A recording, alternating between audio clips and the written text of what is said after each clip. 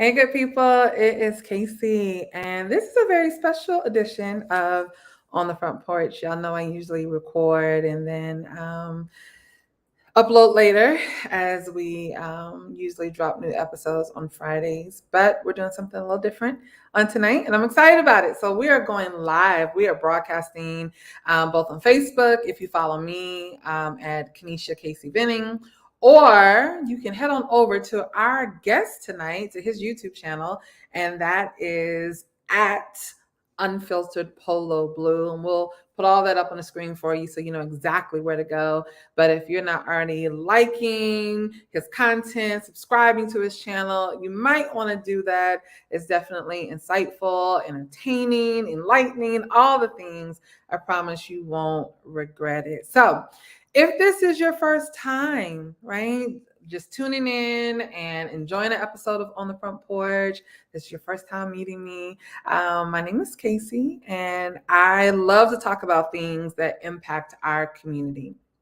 From our faith to our families, to how we show up for those who may be deemed the least of these. And a lot of it comes from a sociological and a theological perspective, with a little bit of politics in there. And as you all know, I am a girl raised in the South and proud of it. And so I like to give you the hard things with a little bit of sweetener, right? So get your proverbial sweet tea, whatever that looks like for you, whatever it is you're sipping on, and hopefully you will learn a little bit. And maybe some things will be brought back to your remembrance of how we should just treat each other.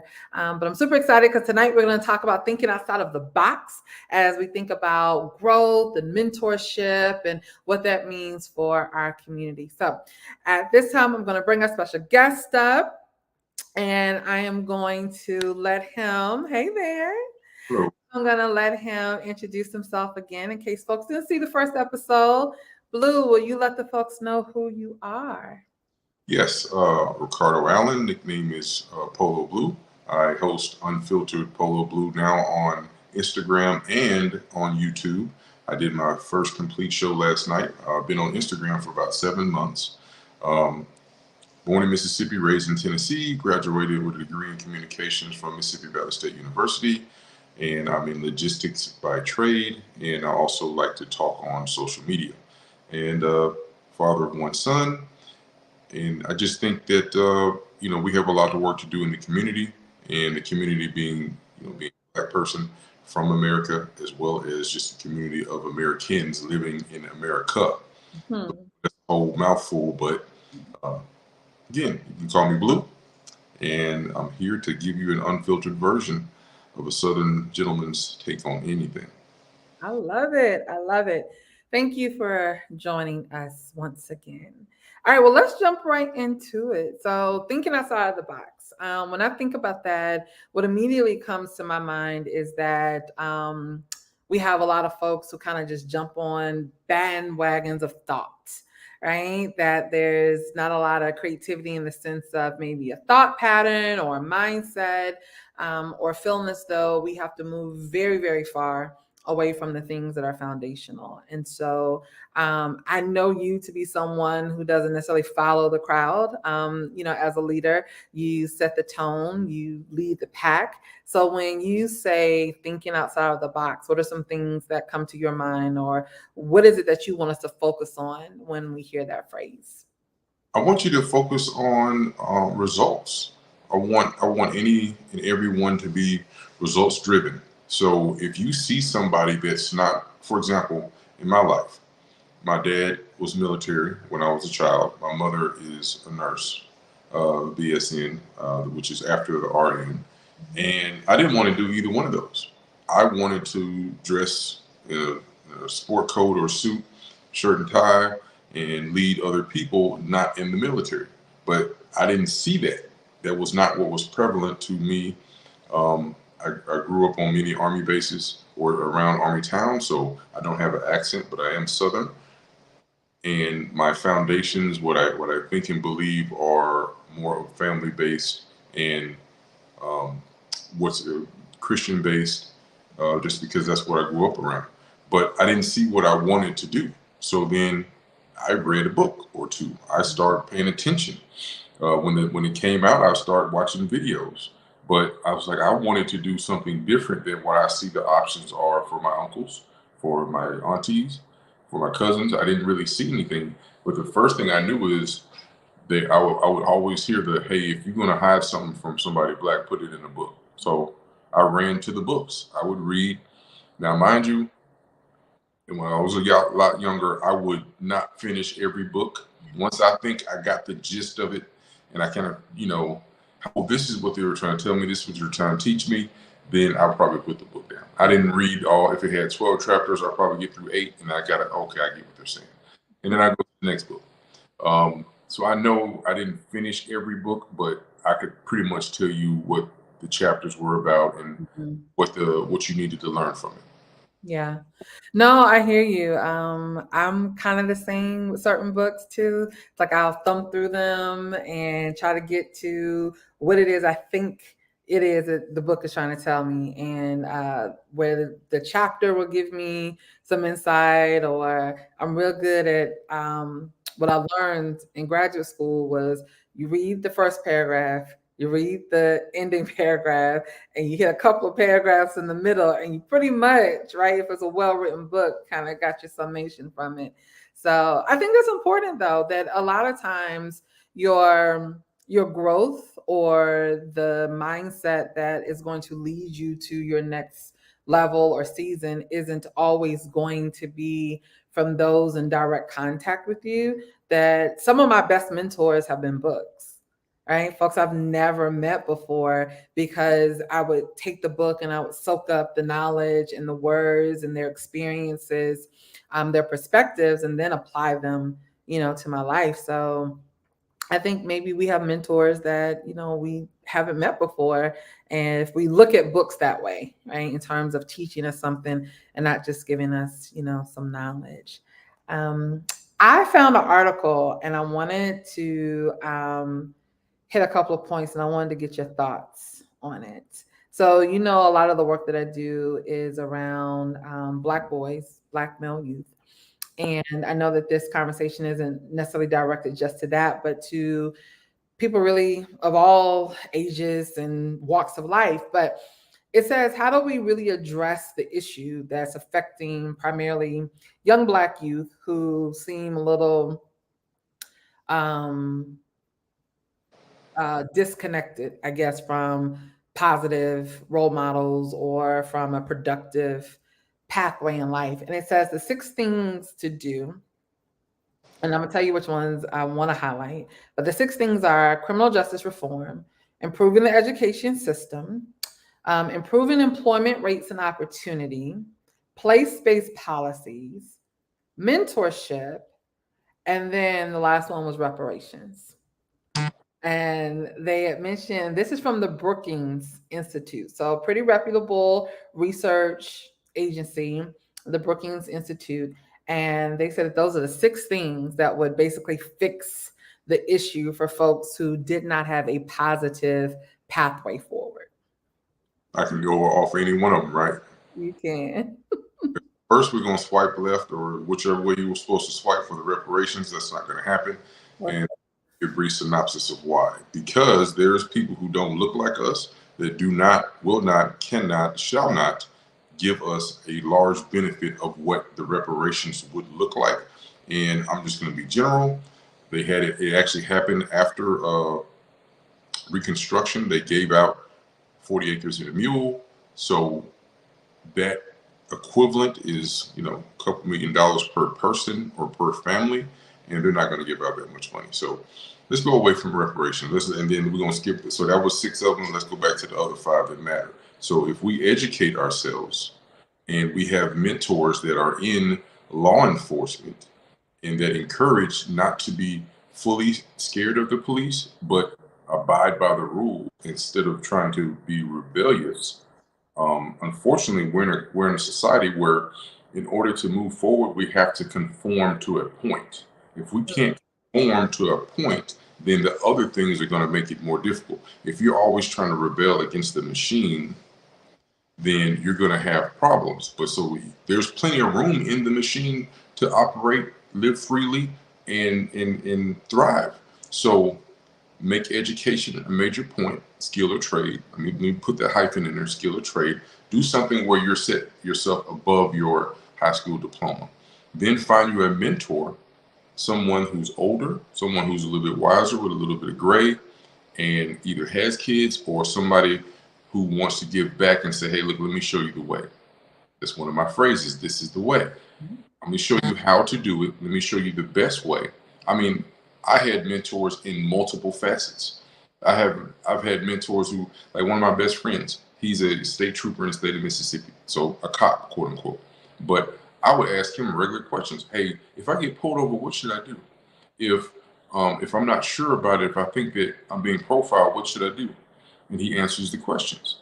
Even in school, while you're getting your education, to reinforce whatever education you think that you want to do. Hey, let's have multiple mentors who are on campus, off campus, in school, finished school recently. You should be talking to multiple people every week just to make sure that you're still aligning what you think you want to do, or if something changes in your life, you see something different, ask somebody. Hey, I don't know. I know you don't know me, but so let's just say any young man, he goes up to another older gentleman. He says, hey, I know you don't know me. I like the way you dress. I like the car that you have. What do you do? And can you show me or tell me? And can I call you to ask questions? If somebody came to me like that, yes, I can help you. Let me tell you what I do. Let me explain it in detail. It's not going to be a quick conversation.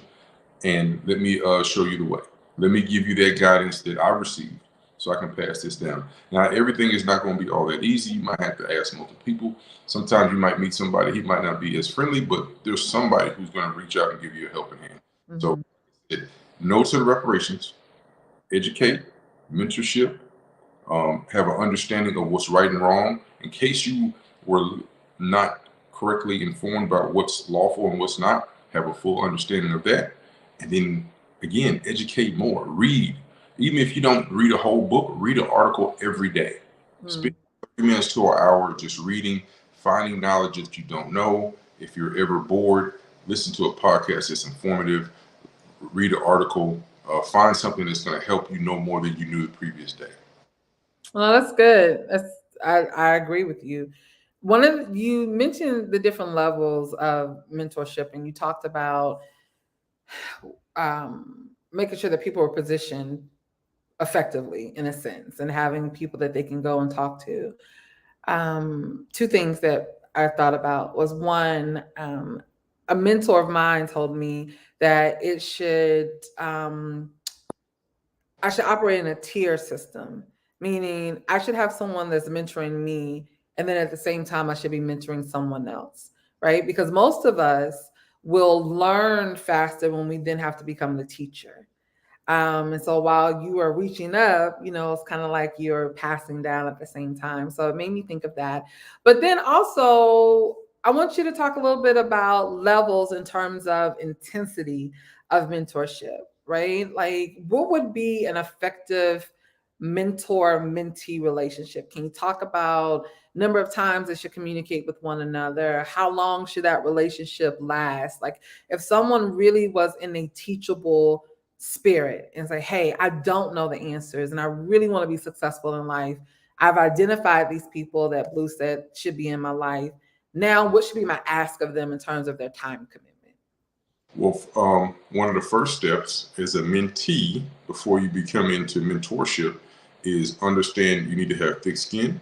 You need to be a sponge and ready to receive the information.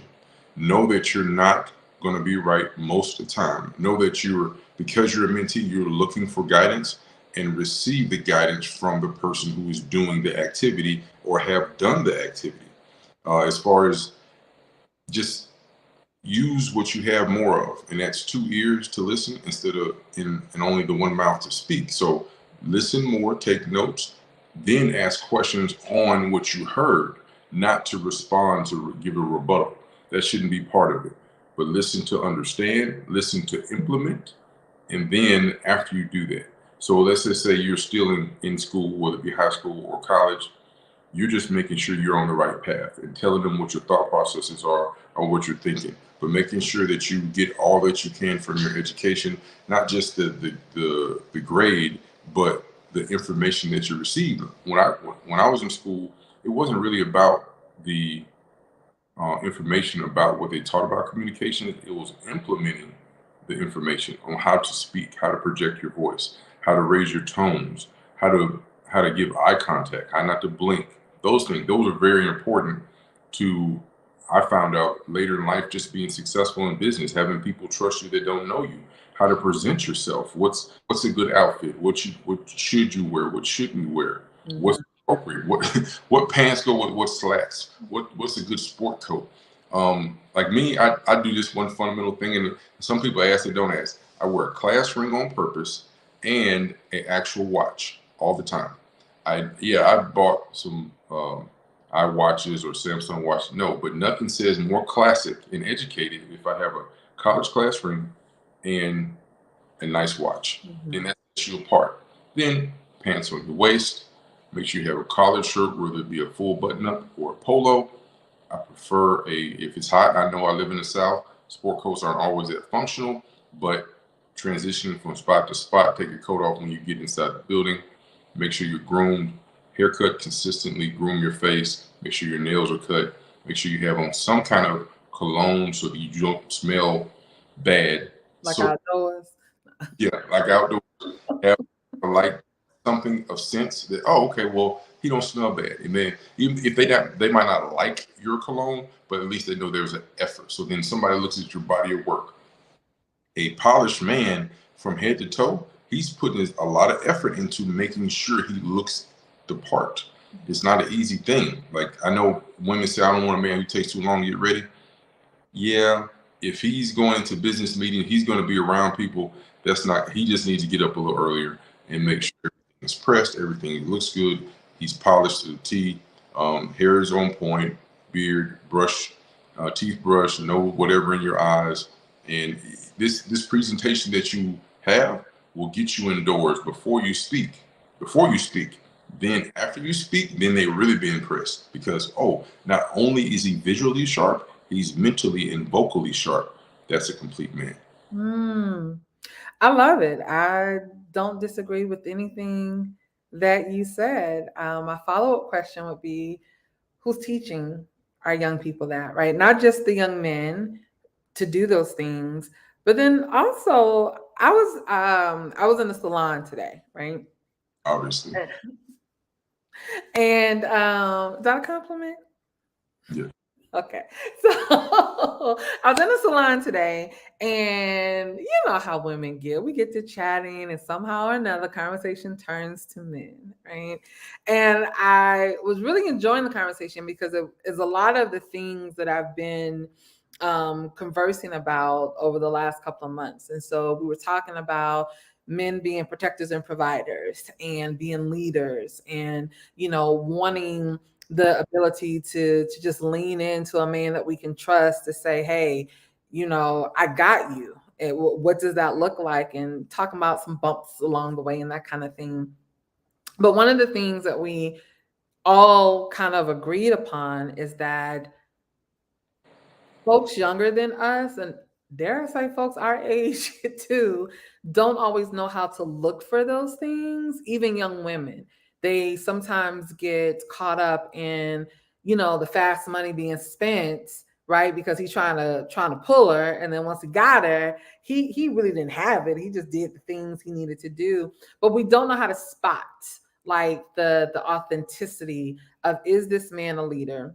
Is he ready to protect, to provide? So, as you're talking about the things that young men should learn as a part of their routine in showing up in the world, who's teaching them that? And then also, are our young ladies being taught that this is what you're looking for because this is what young men are being taught as well? So, I just wonder, we know these things at our age and have had other experiences, but do you think that people are then turning to the younger generation? I think it's Generation Z and Generation Alpha at this point, and talking to them about, yo, this is how you show up in the world and this is why. I don't think anyone's teaching them. I think that it's going to take some people like me leading from the front. It's going to take other men that I know who are accomplished in work and are visually consistent. Like they don't come out the house looking like they don't matter. And I hate this phrase I keep on hearing. I don't care what other people think. No, you should. We've gotten really lax on in the 40s, 50s, 60s, right after the Depression, it was common for everyone to, if you weren't in the field or doing concrete work or working with your hands, you wore a suit. You wore a suit to the bank. You wore a suit to church. You were consistent. Nobody was wondering, oh, hey, is he business casual? But we've gotten too lax overall, both men and women. And sometimes you can't really tell. I know women who wear yoga pants or tights or whatever you want to call them. There's 5 different names for them. They wear them just like they're going to work out. You're not going to work out. You're going to work. Well, I want to be comfortable. That's the most important thing. I don't want you to be comfortable. If you work for me, I want you to have a standard uniform. I want you to look a certain way so people know, hey, this person's either working or they're functioning properly in society. Yeah. Young men need to find someone who looks the part and does the job that they want to do. And unfortunately, that's lacking. So I'm gonna come up with my first book. I was thinking it before we came up. A Southern Man Guide to Being a Gentleman. It's gonna be a title, volume 1. And give me some time, and I want to start adding some classes on what's proper etiquette. What should you what should you do? What should you not do? Mm-hmm. And I still hadn't really registered this as well. When women are mad if a man says, ma'am, and get frustrated. No, my name is not ma'am, my name is blah, blah, blah. Well, in a general sense of respect, if you don't know someone's name or their name is hard to pronounce, you issue them a ma'am or sir, and then they know they're trying to respect you instead of saying hey or yo. Right. Ma'am should always be an acceptable um, version of a greeting that somebody should accept and say, okay, this person's trying to respect me. But sometimes I hear on these IG and YouTube streets, no, don't call me ma'am, don't call me sir. Well, why not? I'm Yeah. trying to show you an exponential higher level of respect, and they don't want it. Sorry. No, no, no, don't apologize. I think there's a lot of things there, and probably one is a whole other show. Whereas I think internally women don't always get excited about aging. And so that ma'am kind of makes them feel it's the same conversation. I don't want us to go on a rabbit hole on this as I get ready to go on one around the whole auntie thing. Don't call me auntie. I'm not your auntie, right? And for some young people who are in certain demographic, that's their way of saying, I feel comfortable with you. Maybe the ma'am part or the miss isn't is too formal, but now auntie feels a little bit better. And I'm just like, I personally look at either of those as a sign of respect, not them, being this word we've been loving to say lately, disingenuous about it, but to not, again, like I started this, I was raised in the South and I'm 42. My mama will still take all my teeth out my mouth if I talk to anybody who's 20 years older than me and not put a miss in front of it, right? And I'm good and grown, as you can see with my gray hair. But that's just what we were taught. And so it it got me thinking. You were talking about how they need to find someone that can help teach them these things. Do you know what to ask for? It's almost like you don't know what question to ask if you don't have enough information. So I wonder, is there some responsibility shared on both sides? Meaning you know what you need, and if you don't see it in front of you because you are now embarking on something new, yes, there's a responsibility to then go and get what you need. But then also, let me just make it plain. So, because this is what people know me for on my show, is just to say the thing. And I'll say the thing. Black folks, mostly middle class and upper middle class and wealthy Black folks, have this mentality. I got mine. You go get yours. I'm not concerned about you if you're not in my immediate vicinity of relation or community or whatnot. That's not my problem. Until your daughter, right, starts driving and dating and she meets this young man whose mama did not have the same opportunity or didn't take advantage of the same opportunity.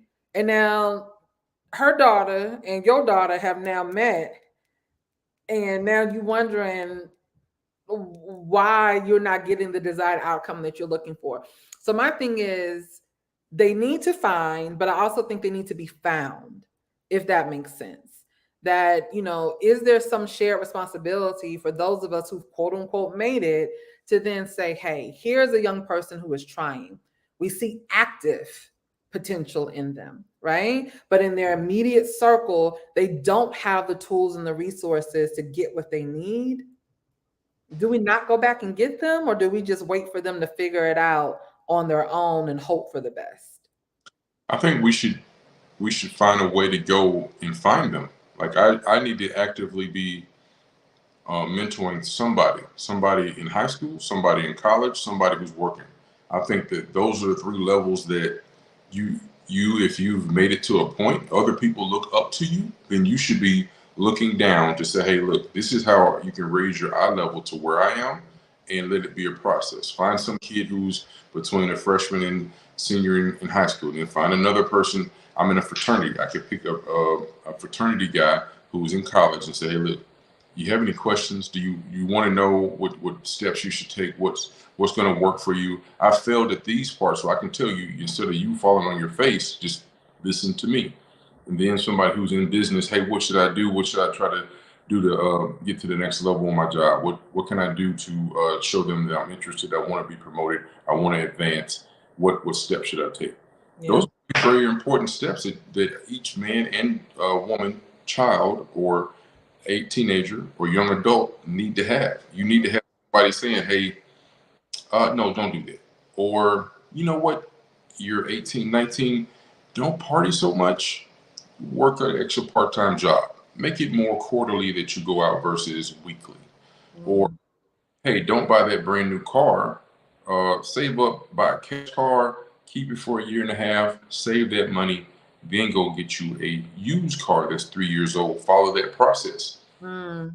Mm. Now, you always want to have the ability to purchase a vehicle almost outright, and then based on your income, based on your multiple incomes that you should have, and or your situation, then get you a better car as your finances grow, and find a way to live at a reasonable mean of what you have, where you can always at least save 10% of your income, and then as your percentage goes up, the more that you can save, and then come up with a structured way to save, as well as, hey, am I going to go back to school? What can I do to better myself? What am I reading?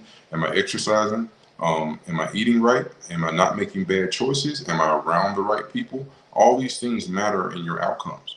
No, put, as you do your own vision board, because I did one for my job the other day, put the things that matter. Write your outcomes where you want to be first. Like, you should do your 5 year, 3 year, then 1 year.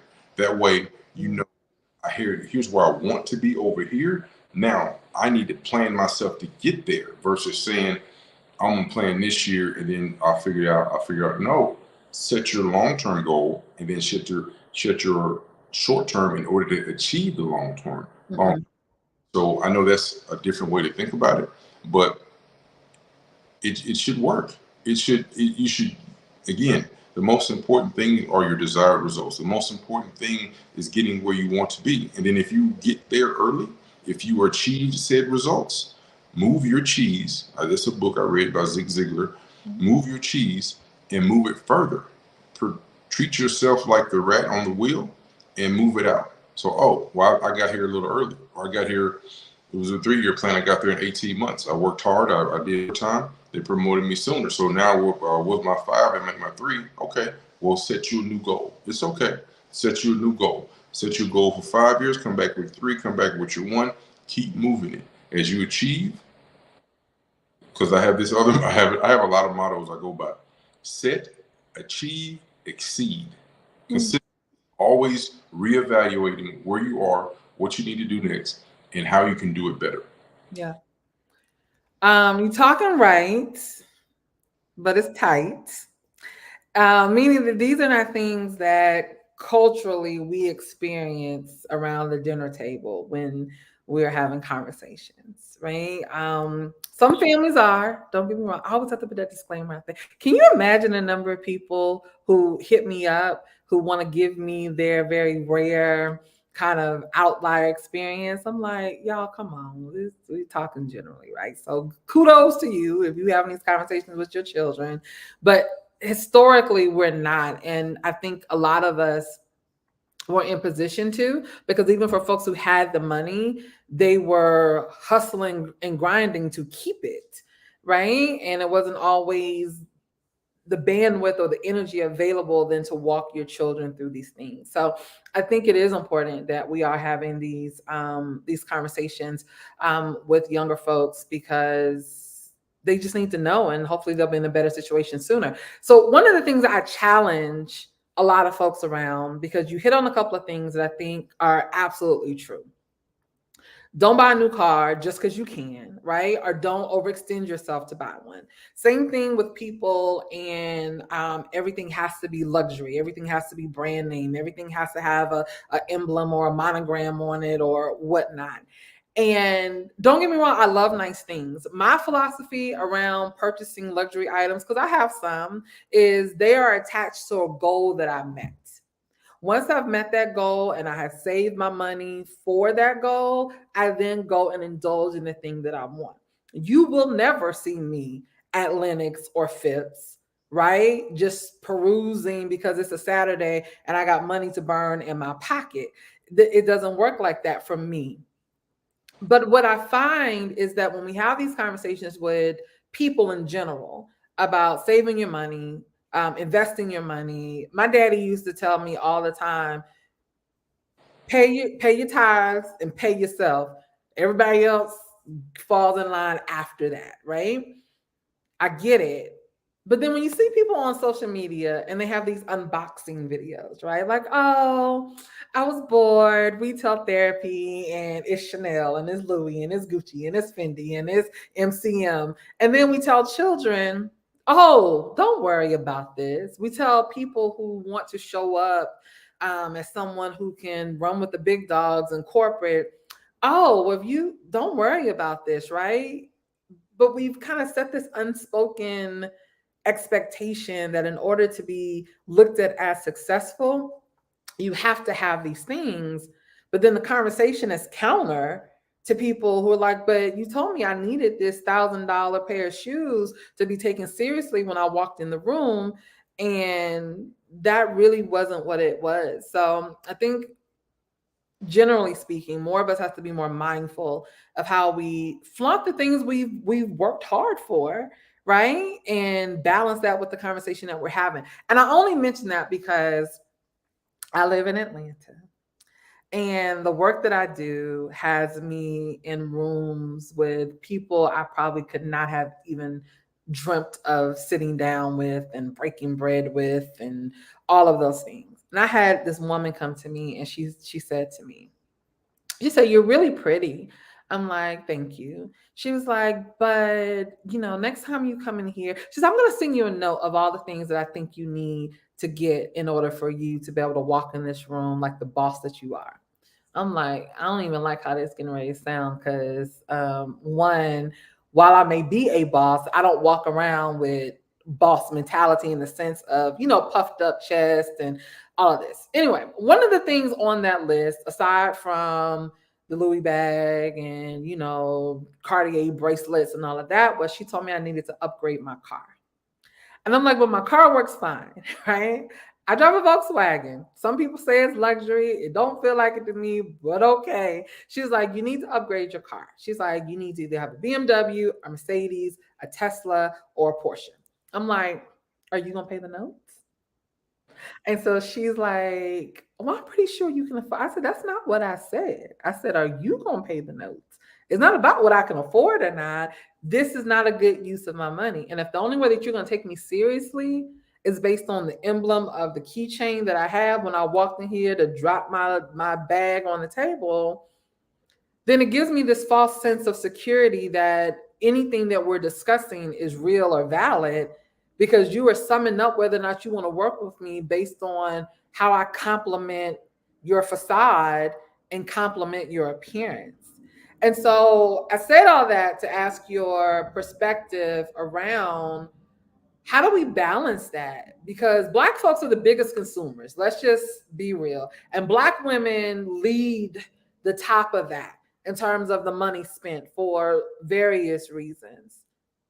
So if we feel like we got to show up a certain way, but then we do need to build wealth and legacy, like how do we do both, or do we need to like dismiss this narrative of the only way to be taken seriously is to show up in this cookie cutter mold? We don't. The richest people in the room, oftentimes you can't tell. You want other people. I said this to somebody. They're like, I'm this, I'm. No, you should hear he's, she's, someone introducing, saying this person is this, that he has accomplished this. Let the other people speak for you, then you can just smile and nod. You don't have to have this BMW, this Beamer, or Benz or Porsche or Tesla. Those status symbols, you should be judged by your portfolio, whether it be your real estate portfolio, whether it be your stocks, your bonds, not bonds. I'm not going to lie. I've never told anybody buy bonds. Your stocks, your cryptocurrency, if you were into that. I'm not anymore. Or just your ETFs or mutual funds, something that's going to earn you money while you sleep. This is what you should be judged by. Do you have a small business? Do you have another passive income? Does this meeting really matter to you because you already have enough income, so it doesn't really matter? There's a book I read called FU Money. When you can go in and the business deal is not going to make or break you, then you talk to them differently. Then you will be ready to get up off that table and go about your business and find a deal that's more financially beneficial to you. Yeah. Saying, oh man, I gotta have this deal in order to make next week's payroll. So when you come in and these are the more things, or if you have, and so here's the one thing about cars, luxury cars at that. Everybody, the thing about a luxury car, you often can't tell the year because they're normally kept very well. A lot of people have older Beamers, Mercedes, or Porsches, and you can't tell that it's 10 or 15 years old. They didn't buy it brand new, or if they did buy it brand new, they paid it off in 6 years and they keep it maintaining.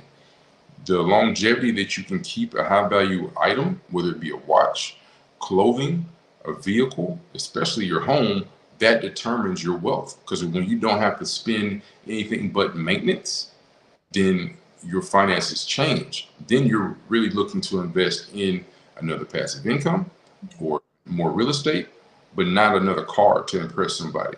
And if you get a new car, there's people who have enough finances where they lease things. I'm not there yet. Somebody's explained it to me, and I'm like, I don't think I'm going to be there. But me, you're going to see me pulling up in some kind of pickup truck, whether it be the Tundra that I have now or a dually, but I'm going to be in some kind of pickup truck with 4 doors, comfortable, and I don't care if you don't like it. I'm going to look sharp. I'm going to be presentable. I'm going to smell nice. I'm going to be groomed. And this is a determination of you doing business with me. If I don't pull up in a Mercedes and or a Lincoln or a Cadillac, that's not going to make or break me. My intelligence, my information, my ability to complete a task or do a job well will determine whether you do business with me. And I want Black people to stop worrying about what they want to project and worry about what they actually have. I want to have conversations about, yeah, man, VOO just went up 2 points today and that made me $500. Or, my 2 or 3 of my REITs I have in one portfolio, and I got paid out today for my monthly dividends, and I'm at up to $1,000 because I reinvest. Which means you put it back in. So those are conversations that we need to have. Oh, so you're not worried about your 401k because your REIT and your investment portfolio pays you $5,000 a month because you invested in it for the last 15, 20 years, or you had a good windfall and you just put all this money into, now you not only do you get paid monthly, but now you own all these stocks. So you have a legacy. They always talk about generational wealth, but real estate is not for everybody. Everybody have the intelligence and or patience for real estate. But you can buy a REIT, which is basically buying a mortgage, and you can put your money in. It's going to pay you monthly. Sometimes you just got to read and figure out what's best for you, because everybody doesn't need to go have a passive income. They just want to work their job, be a supervisor, manager, or leader, and then make their money, and then they're comfortable. Because if you save your money appropriately, live below your means, don't worry about the Joneses. In fact, you know what? Anybody named Jones, I don't want to talk to, because I'm gonna set my standard as Allen, and this is how I'm going to live. They're gonna be saying keeping up with the Allens. Well, you can strive. I love it. I'm not laughing because I don't agree. I think that we do need to be more bold in the decisions we make that go outside the box, right? We started just talking about thinking outside the box.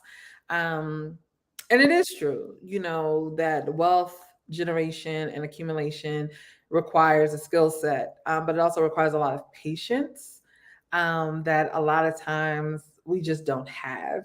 I want to segue really quickly, kind of as we kind of get to like maybe the last segment of tonight's conversation. Yesterday I was on a live and we were talking about, I can't even remember what the actual topic was, but we got stuck on the culture for the culture and all of that. And so I made reference to this book called Why Are All the Black Kids Sitting Together in the Cafeteria, right, by Beverly Tatum. And one thing that she wrote in this book is called The Corporate Cafeteria. And I just want to read it really quickly. It says, when I told my sister I was writing a book called Why Are All the Black Kids Sitting Together in the Cafeteria, she said, good, then maybe people will stop asking me about it. My sister spends her time not at a high school or college campus, but in a corporate office. Even in corporate cafeterias, Black men and women are sitting together, and for the same reason. As we have seen, even mature adults sometimes need to connect with someone who looks like them and shares the same experiences. And so I was thinking about this paragraph in the conversation that we were having, and even as it relates to tonight, when we were talking about not having these conversations with our children or our family members around go get a job and don't feel like you got to spend money because you got paid, right? Like saying that thing. And a lot of times what we have found is that we're having similar conversations around the table or not because of shared experiences, regardless of our income level or social status. In life, I also make the reference that most Black folks, not all, we don't have to ask each other, well, what are you having for Thanksgiving?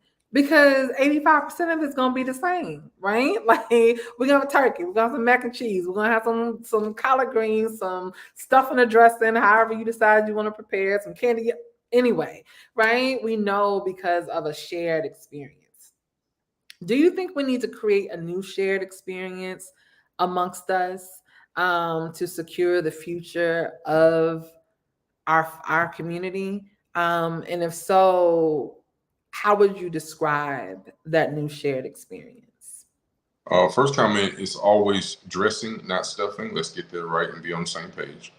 I agree. I'm just saying some people like to put, Listen, it's dressing in my house.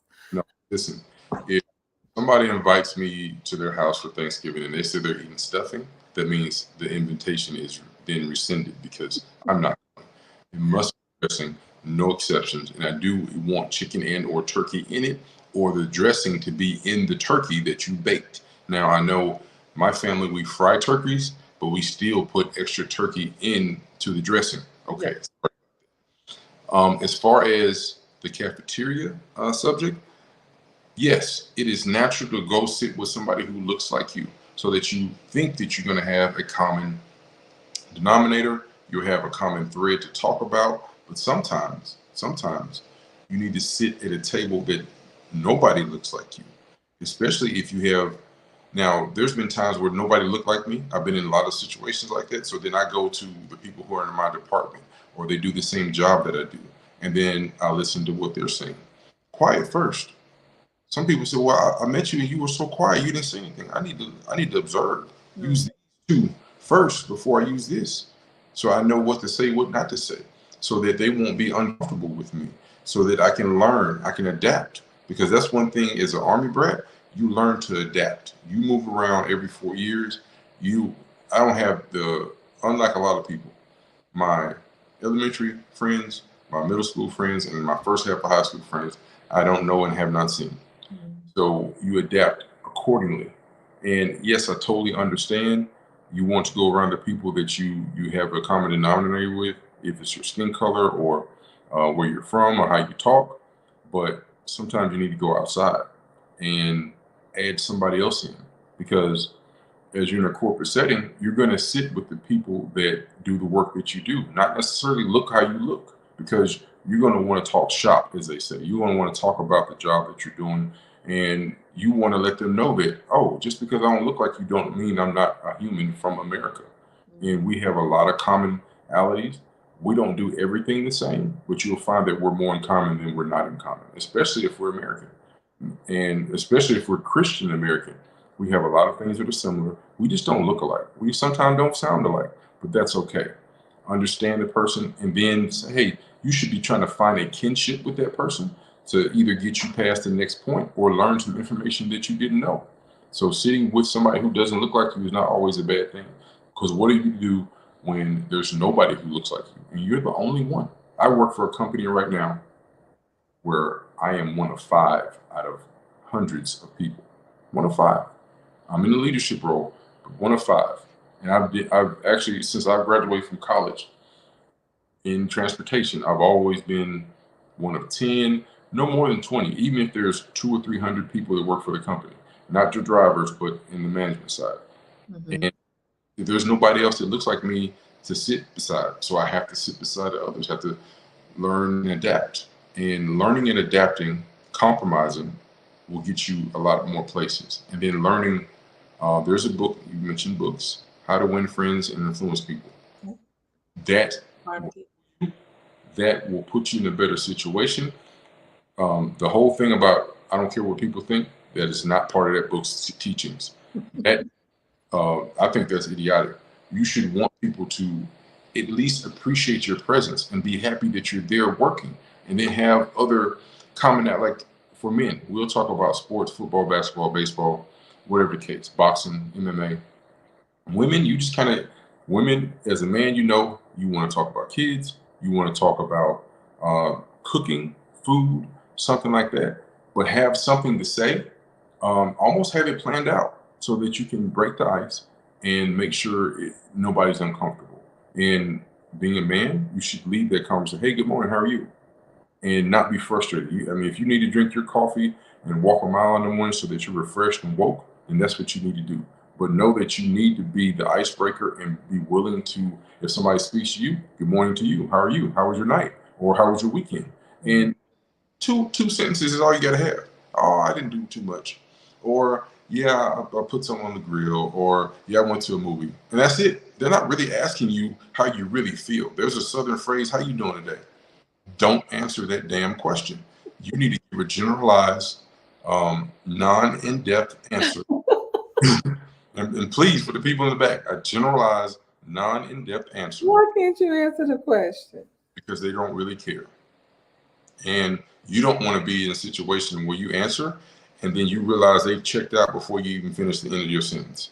The general, I'm good, or I'm well, which is actually the proper way to say it, but we in the South, so more people say I'm good, or I had fun, or hung out with the family, and leave it at that. People try to answer the question like they really want to know. They don't really want to know.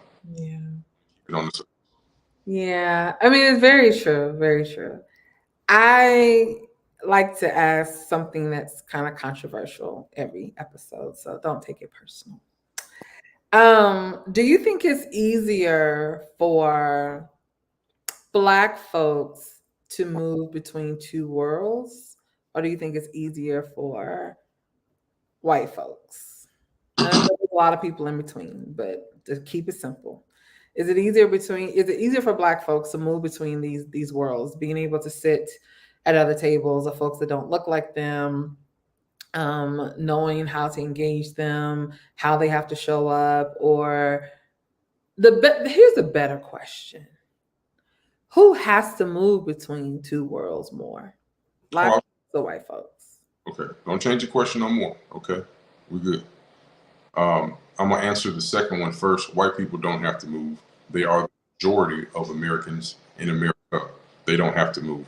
We have to adjust to them. Why? Because we are the minor minority. We're not the major minority. That Right. is like Hispanics, blah blah blah. We as Black American, African American, Afro American, coloreds, whatever you want to call it, we are the minor minority, and we have to adjust to the others who are the majority. Now, this part most people won't like. If you set your standard of how you speak, how you act, how you talk, how you breathe, how you handle anybody walking, then you don't have to adjust anything. Yes, you can understand people that like I don't speak fluent country, but I have relatives that do understand what they're saying. I will basically interpret what they're saying and then I'll say it back the way I speak, the King's English. I'm not going to adjust because then I don't have to worry about turning it on and off because it's always on. And it's simpler to keep it on and not turn it off than trying to decipher when I'm comfortable and when I should turn it on and off, like some people. And then the problem that I've seen with people who desire to turn it on and off, they turn it off on the wrong times. And now they're being judged on what their vernacular is when they think that you're comfortable.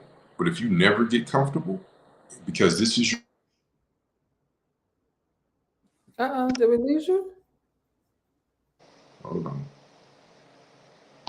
Okay. Hear you? Okay, there you go. Sorry about that. Sorry. Okay.